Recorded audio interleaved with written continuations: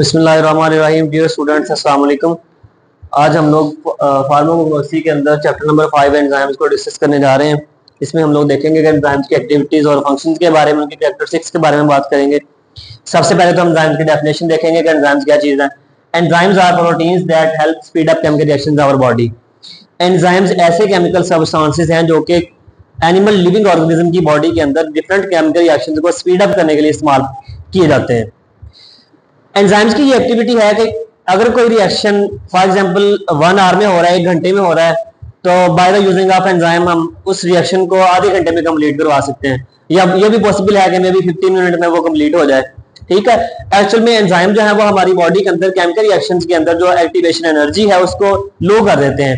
Activation energy low होने की वजह से रिएक्शन रेट जो है वो इंक्रीज हो जाता है। नेक्स्ट अगर हम देखें, एंजाइम्स को बायोलॉजिकल कैटालिस्ट भी कहा जाता है। क्यों कहा जाता है? The enzymes are the organic catalyst produced by living cells। क्योंकि एंजाइम जो है ये लिविंग ऑर्गेनिज्म के अंदर प्रोड्यूस हो रहे हैं। जो चीज लिविंग ऑर्गेनिज्म के अंदर बन रही है वहां पे बायो का लफ्ज या लाजमी यूज किया जाता है। ठीक है। जिस चीज में भी लिविंग ऑर्गेनिज्म इन्वॉल्व हो, इनडायरेक्टली या डायरेक्टली, इसलिए इनको बायोलॉजिकल कैटालिस्ट भी कहा जाता है। Which are capable of catalysing chemical reactions.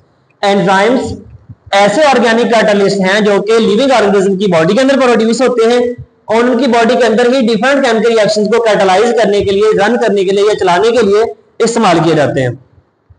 Next अगर हम देखें, एंजाइम्स के साथ साथ कंपैरिजन में इनऑर्गेनिक कैटालिस्ट भी है। A chemical which is inorganic in nature. Catalyst जो है ये, अगर इनकी हम नेचर की बात करते हैं तो ये इनऑर्गेनिक फॉर्म में पाए जाते हैं। एंजाइम जो है वो ऑर्गेनिक फॉर्म में होते हैं। Used to boost up chemical reaction but not utilize itself in the reaction. अगर हम एंजाइम्स की बात करें तो एंजाइम जब रिएक्शन रेट को तेज कर रहे होते हैं तो जब रिएक्शन एंड हो जाता है एंजाइम जो है वो अपने आप को डिस्ट्रॉय कर देते हैं। एंजाइम रिएक्शन रेट के अंदर खत्म हो जाता है। लेकिन कैटालिस्ट जो है ये इनऑर्गेनिक है, रिएक्शन रेट को बूस्ट अप भी करते हैं लेकिन अपने आप को रिएक्शन रेट के अंदर, रिएक्शन के अंदर इस्तेमाल नहीं होने देते। ठीक है। वैसे ही सेम एज हम एंड पे एंजाइम भी मिल जाता है और प्रोडक्ट है वो भी साइड में मिल जाता है। अगर हम ऑर्गेनिक या इनऑर्गेनिक का डिफरेंस देखें, क्योंकि हमने यहाँ पे बायोलॉजिकल कैटालिस्ट के अंदर पढ़ा कि एंजाइम जो है वो ऑर्गेनिक कैटालिस्ट हैं और जो कैटालिस्ट हैं ये इनऑर्गेनिक नेचर है। ऑर्गेनिक सब्सटेंसेस कौन से हैं?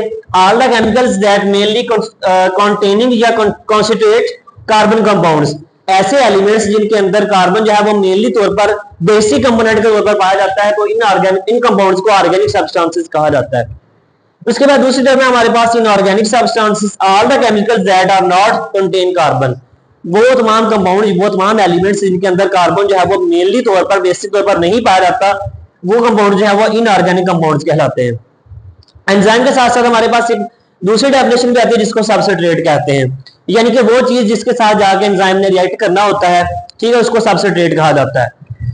These are molecules on which enzyme act. Substrate वो मॉलिक्यूल्स हैं जिनके ऊपर एंजाइम ने जाके एक्ट करना है या एंजाइम ने जाके उनको कैटालाइज करवाना है, वो सबस्ट्रेट कहलाते हैं।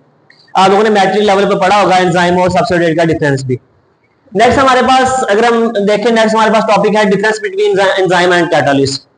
बेसिक चीज ये है कि all enzymes are organic substances. जैसे कि हमने स्टार्ट में यहाँ पर बड़ा बायोलॉजिकल कैटालिस्ट के अंदर के एंजाइम जो है वो ऑर्गेनिक नेचर में होते हैं, लेकिन as comparison all the catalyst are inorganic substances. लेकिन अगर इनका हम कंपैरिजन करते हैं तो जितने भी कैटालिस्ट हैं ये इनऑर्गेनिक सब्सटेंसेस कहलाते हैं।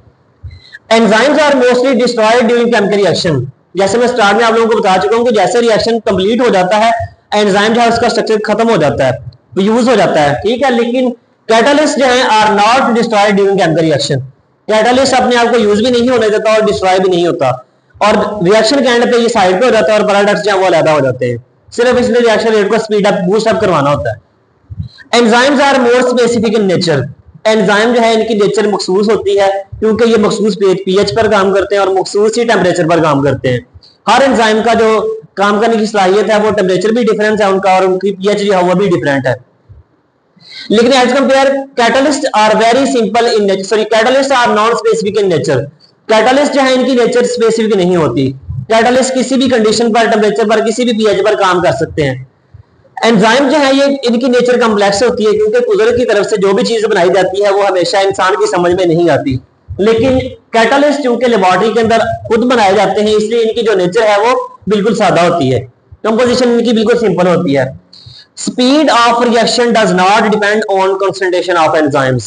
अगर हम एंजाइम की बात करें तो किसी भी रिएक्शन की जो स्पीड है वो एंजाइम की कंसंट्रेशन पर या एंजाइम की मकदार पर डिपेंड नहीं करती। ये नहीं होता कि एंजाइम की मकदार आप बढ़ा दें तो रिएक्शन रेट बढ़ जाएगा, ठीक है। इसी तरह speed of reaction will depends on the concentration of catalyst. लेकिन जब हम कैटालिस्ट की बात करते हैं तो कैटालिस्ट की मकदार बढ़ाने से रिएक्शन रेट जो है वो इंक्रीज हो जाता है। एंजाइम्स की मकदार बढ़ाने से रिएक्शन रेट पर कोई फर्क नहीं पड़ता, लेकिन अगर इसके कंपैरिजन में हम कंसंट्रेशन ऑफ कैटालिस्ट बढ़ाते हैं तो रिएक्शन रेट जो है वो इंक्रीज कर रहा है। हम फॉर एग्जांपल एक ग्राफ ले लेते हैं, इस साइड पे हम ले लेते हैं कैटालिस्ट को, इस साइड पे हम ले लेते हैं रिएक्शन रेट को, ठीक है।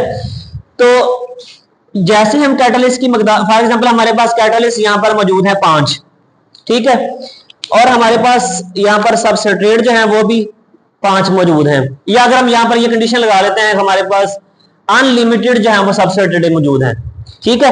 तो होगा क्या, 5 कैटालिस्ट हैं, एंजाइम सॉरी सबस्ट्रेट जो है वो अनलिमिटेड है। 5 कैटालिस्ट जहां तक इस्तेमाल होंगे रिएक्शन रेट वहां पर जाके स्टॉप हो जाएगा। लेकिन जैसे ही हम कैटालिस्ट की मकदार को बढ़ाते हैं, 5 से 10 तक ले जाते हैं, तो उतना ही रिएक्शन रेट जो है वो बढ़ता जाएगा। यही वजह है, वो कहता है कि स्पीड ऑफ रिएक्शन जो है वो कंसंट्रेशन ऑफ कैटालिस्ट पे डिपेंड करती है, कि कंसंट्रेशन बढ़ाने से एंजाइम का जो सॉरी सबस्ट्रेट का जो रिएक्शन रेट है वो इंक्रीज हो जाता है। तो आज का आपका लेक्चर यहां पर एंड होता है। Thank you and Allah Hafiz.